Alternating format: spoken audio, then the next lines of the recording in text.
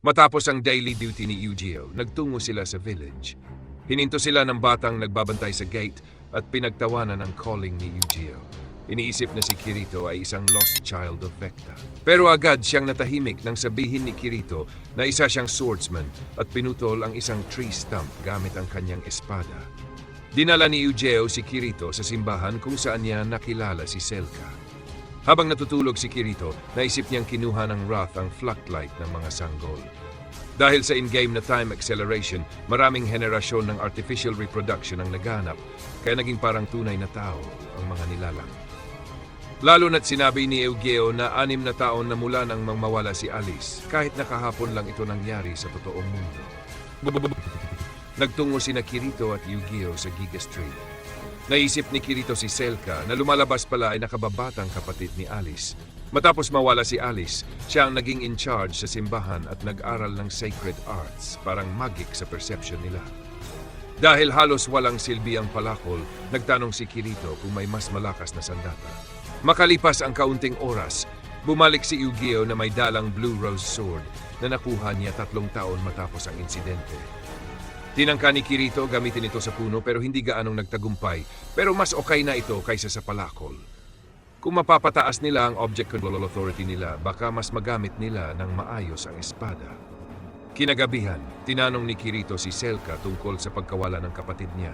Halatang apektado pa rin si Eugeo noon. Bago umalis, tinanong ni Selka kung bakit kinuha ang kapatid niya dahil walang gustong magsabi sa kanya ng totoo. Pagkagising ni Kirito, wala na si Selka.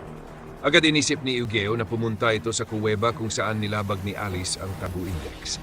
Nagmadali silang pumunta roon. Narinig nila ang mga sigaw mula sa loob ng kuweba at nakita nilang kinidnap si Selka ng mga goblin. Nanigas si Eugeo, hindi makagalaw. Pinakalma siya ni Kirito at gumawa ng plano para iligtas si Selka. Tinaga ni Kirito ang mga goblin habang pinapanood siya ni Eugeo. Sa laban nila sa goblin leader, nanatiling hindi makagalaw si Eugeo. Nang halos matalo na si Kirito, saka lang kumilos si Eugeo, dinistract niya ang kalaban para makarecover si Kirito. Bagamat malubha ang sugat niya, nagalit si Kirito at tinapos ang leader kaya nagsitakbuhan ng iba. Pinalaya niya si Selka, pero nang makita nito ang kondisyon ni Eugeo, hindi siya sigurado kung kayang pagalingin gamit ang sacred arts. Kaya nagpasya si Kirito na gamitin ang sarili niyang life energy para mailigtas si Eugeo. Halos mawalan siya ng malay, pero nakarinig siya ng boses na humihiling ng tulong at nagkaroon siya ng kakaibang pakiramdam na parang matagal na silang magkakilala. Kinausap niya si Eugeo tungkol dito kinabukasan. Dahil sa laban, sapat na ang skills ni Kirito para magamit ang Blue Rose Sword. Wala nang ibang gusto si Eugeo kundi iligtas si Alice, kaya hiningi niya kay Kirito na sanayin siya.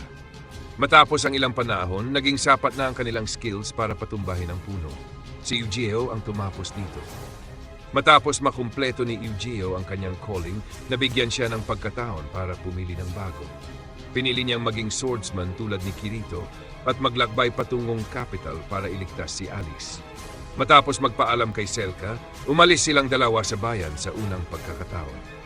Sa totoong mundo, pagkatapos ng pag-atake kay Kazuto, sinabi kina Asuna at sa pamilya niya na posibleng may permanenteng brain damage siya at nasa coma. Iminungkahi ni Kikuoka na ang tanging paraan para gamutin siya ay sa isang espesyal na pasilidad. Ngunit kahit si Suguha at Asuna ay hindi siya matagpuan. Pagkatapos, pinag-usapan nila ang sitwasyon kasama ang lahat ng kanilang mga kaibigan at napagpasyahan nilang malamang ay ginagamit ang bagong Soul Translator Tech. Sinundan ni Asuna ang signal ng heart monitor ni Kazuto at sumakay kasama si Klein papunta sa huling lokasyon.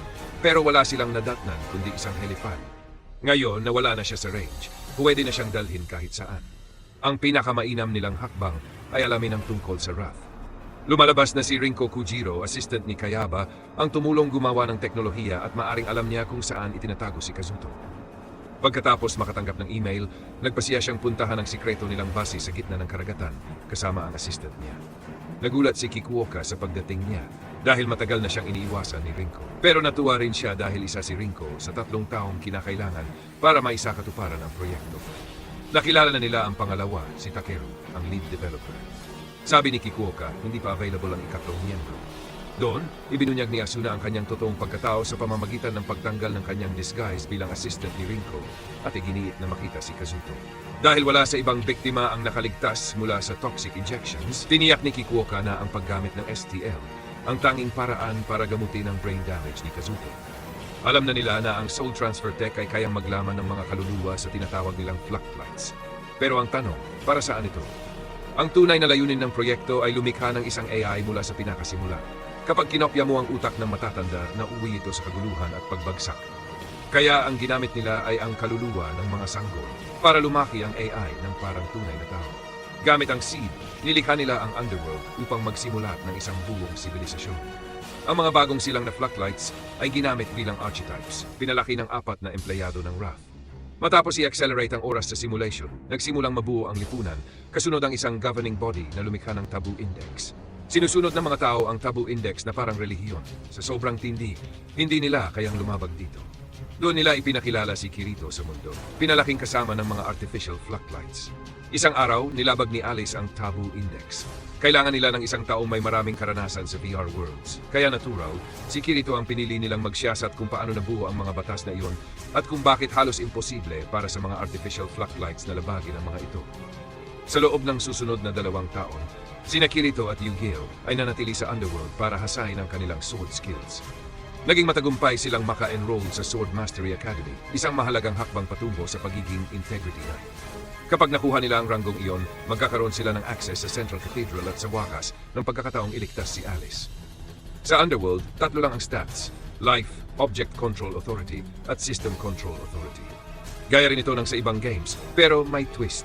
Ang lakas ng mental image ng isang tao at ang tiwala niya sa sarili ay nagbibigay ng kapangyarihan na lagpas sa simpleng numbers. Kung biting ka pa, abangan mo ang mga susunod pa dito sa Edge Anime Recap.